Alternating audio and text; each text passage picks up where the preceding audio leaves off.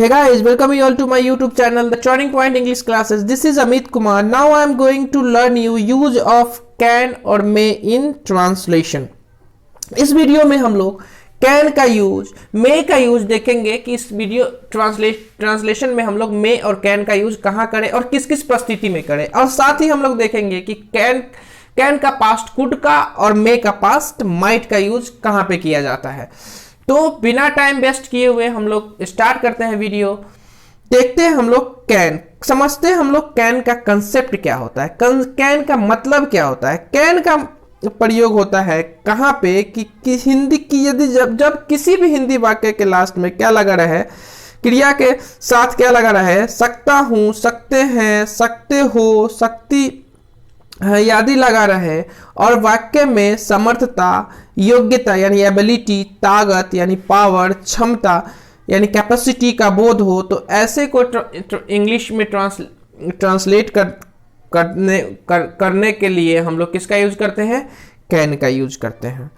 अब इसका प्रयोग एक चीज को ध्यान में और रखना होगा, इसका प्रयोग हम लोग परमिशन देने में करते हैं, लेकिन मॉडर्न इंग्लिश में इसका प्रयोग में कैन के जगह पे मे को बहुत अच्छा माना गया है।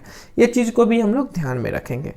अब देख लेते हैं इसका कंसेप्ट कि कहाँ पे हम लोग इसका यूज करें।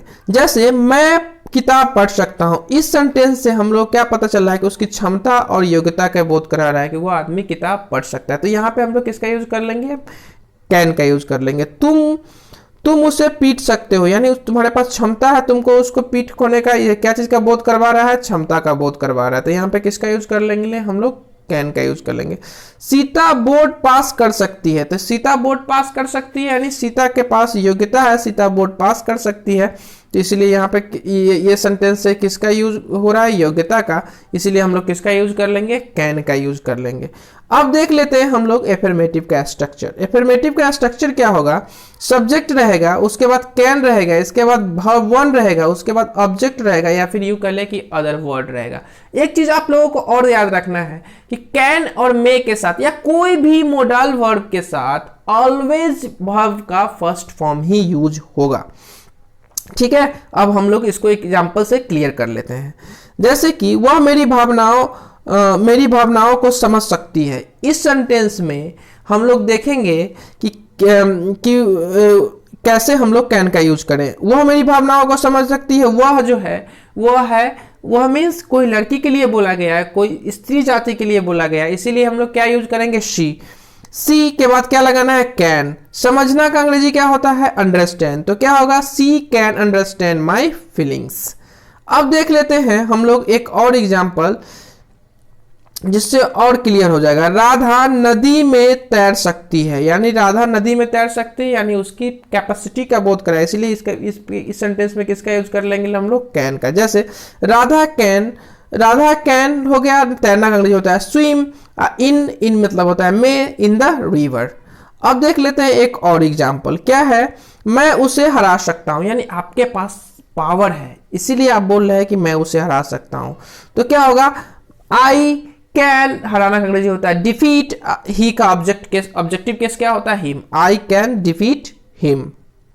अब देख लेते हैं इसका निगेटिव, क्या होगा, मैं 10 किलोमीटर तक भाग नहीं सकता, यानी आपके पास वो पावर नहीं रहा, इसीलिए आप 10 किलोमीटर तक भाग नहीं सकते। तो इसमें हम लोग किसका यूज कर लेंगे, कैन का। तो क्या होगा, I can not run up to 10 kilometre या 10 km।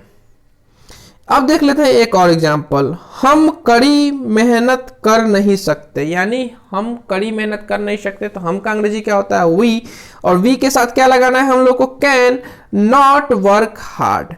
अब एक चीज हम लोग को ध्यान में रखना है, और मैं वीडियो के स्टार्ट में ही बताया हूं क्या, कि हम लोग कैन का यूज, जहां पे कैन का यूज होगा, वहां पे जहां पे कैन का यूज होगा वहीं पे किसका यूज हो जाएगा, कुड का। लेकिन एक बात ध्यान में क्या रखना है कि कैन का पास्ट क्या होगा, कुड होगा। कैन का पास्ट यानी पास्ट में कैन वाली जो बातें हो वो झलके, तो वहां पे किसका यूज कर लेंगे हम लोग, कुड का। बस यही बात हम लोगों को ध्यान में रखना है। ठीक है, अब हम लोग देख लेते हैं मे का यूज, कि मे का यूज कहां किया जाए। मे का यूज, मे का भी मतलब क्या होता है, सकता हूं, सकती है, सकते हैं या सकती है का प्रयोग वहां किया जाता है जहां संभावना, पॉसिबिलिटी, विनम्रता, हम्बिलिटी, अनिश्चितता, अनसर्टनिटी और आशीर्वाद या दुआ या अनुमति यानी मांगना यानी परमिशन या आदि का भाव सेंस निकले, वहां पे हम लोग किसका यूज कर लेते हैं, हम लोग मे का यूज कर लेते हैं। देख लेते हैं स्ट्रक्चर क्या होगा। सब्जेक्ट रहेगा, इसके बाद मे रहेगा, वर्ब वन रहेगा, ऑब्जेक्ट रहेगा या फिर यू कह ले अदर वर्ड रहेगा।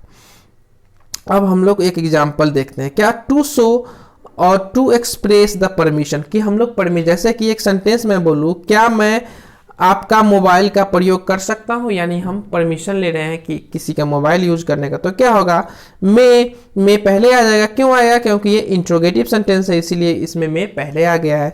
मे आई यूज योर मोबाइल।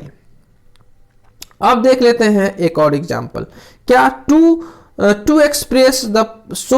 एक्सप्रेस और शो द पॉसिबिलिटी, यानी संभावनाओं व्यक्त करने के लिए हम लोग किसका यूज करते हैं, मे का यूज करते हैं। जैसे आज बारिश हो सकती है, इट मे रेन टुडे, यानी आज बारिश हो भी सकती है, नहीं है, ये संभावना है। संभावना कितना है, बहुत कम है, इसीलिए हम लोग किसका यूज किए हैं, मे का यूज करते हैं। वह घर पर हो सकता है, यानी वो घर पे हो भी सकता है, नहीं भी हो सकता है। संभावनाओं को हम लोग व्यक्त करने के लिए किसका यूज करते हैं, मे का यूज करते हैं।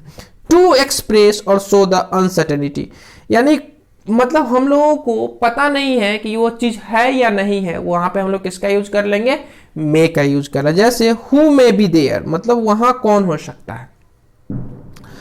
अब देख लेते हैं हम लोग हम्बल का यूज कैसे, हम टू शो द एक्सप्रेशन और हम्बल। जैसे क्या मैं आपके लिए कुछ लाऊं, यानी ये क्या कर रहा है, हम्बल का रिक्वेस्ट कराने के लिए भी हम लोग मे का यूज करते हैं। जैसे may I bring a something for you. अब हम लोग इसका यूज विश के लिए भी करते हैं। जैसे मे यू लॉन्ग लिव, मतलब आपकी उम्र अच्छी, उम्र दीर्घायु हो, या फिर आप दीर्घायु, जैसे हम लोग बोलते हैं दीर्घायु भव। Thank you for watching my channel.